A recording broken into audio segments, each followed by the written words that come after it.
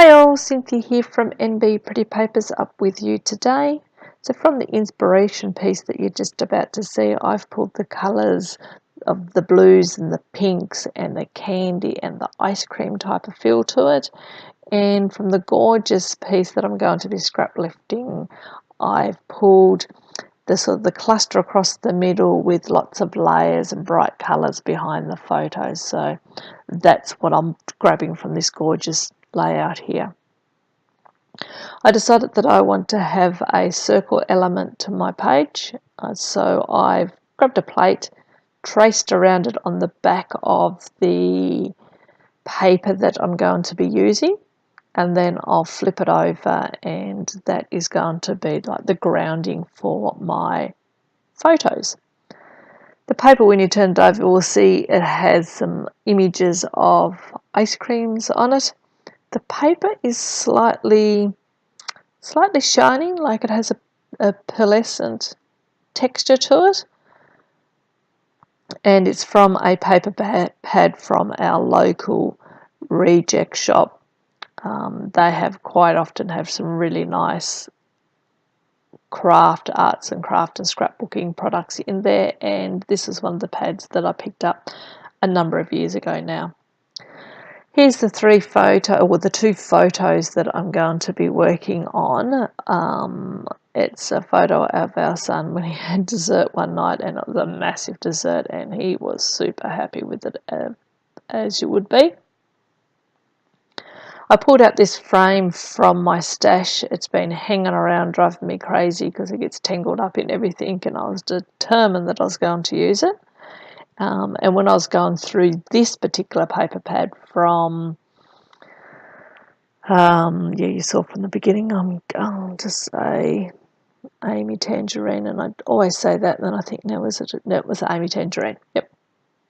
And I saw that cut apart card there that says The Sweet Life. I thought, beautiful, just what I'm going to use. And it has a touch of green in it, so I thought, yep, I'm going to make this glitter frame work. So just backing the circle on some leftover chipboard. I've recently taken all the chipboard off my sheets and put them in a chipboard box, I'm going to call it, because I never seem to be using them. So I think if they're all in one location, I might go through them a little bit. So I'm just going to use the leftovers to mount the circle on to give it a bit of dimension on the page. And once that's done, I'll flip it over, then I'll start working on the layout and trying to get some clusters. So I go back to the paper pad that I had. I think I turned the camera off, and I actually get all the cut apart sheets and cut them all up because I'm going to use them as my background. So for all the layers behind the photos, which was a part of the inspiration piece. There they are, they're all off to the side, and I'm going to see what I can use to layer up and put some colour behind the photo. So I want to bring some blue in, some more of the green and the yellow from the life in that initial cut apart sheet.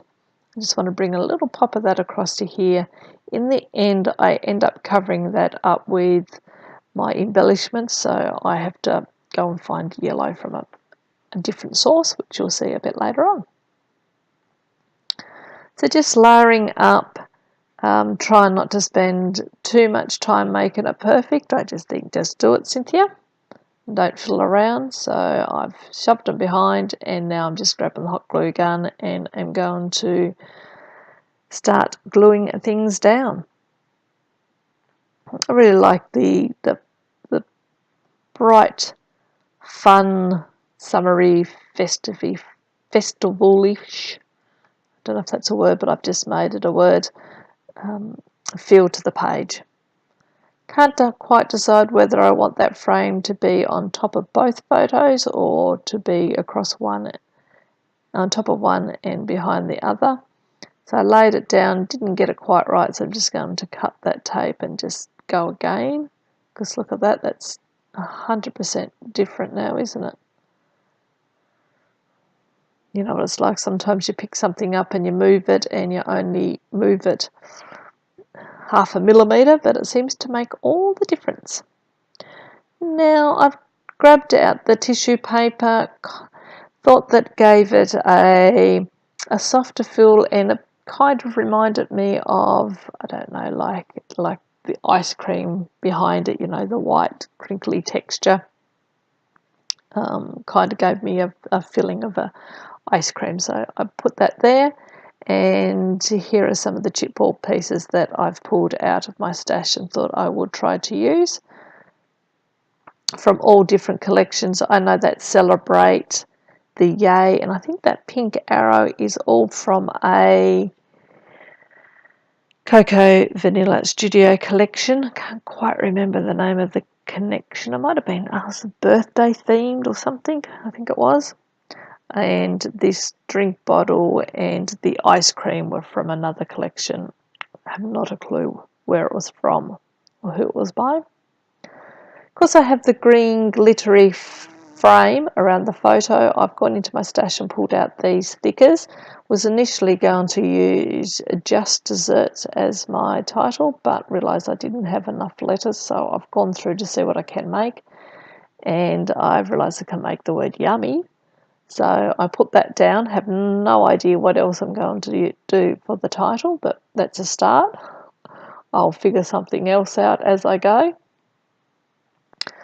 I never pre-plan my pages. I generally don't have a clue what I'm going to do. Today, the fact that I knew I was going to use that, the Sweet Life, the frame and a circle, that's probably a lot of pre-planning for me. Generally, I have my photos and that is it, and I just go from there. Seeing what else I can use for the glittery to bring that element throughout the page a little bit more. And I've gone back into my thickers here and I've pulled out these chipboard thickers. I think the colours go quite well with the theme, and I'm going to pull out Yummy Dessert, and that will be my title. And I'm going to put those down under there, try a couple of different spots before I realise where I want them to go. Sort of get them looking half right, and then I get out the liquid glue and glue those down. Being chipboard, they'll never stay on their own, so just fill them around and decide I'll make that sit between the two Y's. I think that's going to sit in there nicely. There you go, had the glue out and it's all stuck down, and have deliberately tried to make it wobbly, uneven, definitely not in a straight line. I've got this little corner right down here in the left-hand side where the arrow and the bottle meet, and it's the bottom of that card, and that the corner is really bugging me. So I keep trying to see what I can put in there to sort of break that corner up, but I really struggle, and in the end I don't think I find anything. I think I just decide, well, it's just going to have to stay as it is, and I'll have to get over my issues, and I leave it as it is, I think. Put in these couple of bits of chipboard down here, and this is where you can see I pretty much cover up the majority of that yellow. You can see a tiny little peak. So I go back into my stash in a moment and see what else I can bring out. I know I have some puffy stickers that are all about a park, what do you call them, an amusement park, and I have some ice cream and some other little characters that I think will go well with this page, so I pull those out to get a little bit of pop of yellow, and I think this is coming close to it. I don't do too much more. As I say, here they are. Here's the little puffy stickers, so I just pull a couple of those out to spread those colours around a little bit more and to add another texture to the page. and I really like the way this is coming together. I grab my pen out and I do just a little bit of journaling about how if our son does not get dessert at the end of the night, he he nearly has a meltdown, and I think he probably would cry. He does love his desserts. He does not get a dessert like this every night. Thankfully, he's very easily pleased, and he's happy just to have one of those icy pole blocks. You get them in the plastic tube and you push them up. He's just happy to have one of those every night, and that's enough for him. So, but this particular night we had some cupcakes and some other stuff, and he was very happy. So I'm just writing about that.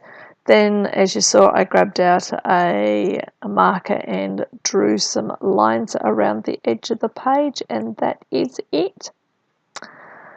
So if you haven't already, make sure you jump on and subscribe to the Crafty Maven Getaway channel. Check out all the other fantastic projects by all the other girls, and until next time, everyone have a lovely day, a lovely week, and a lovely month. Bye.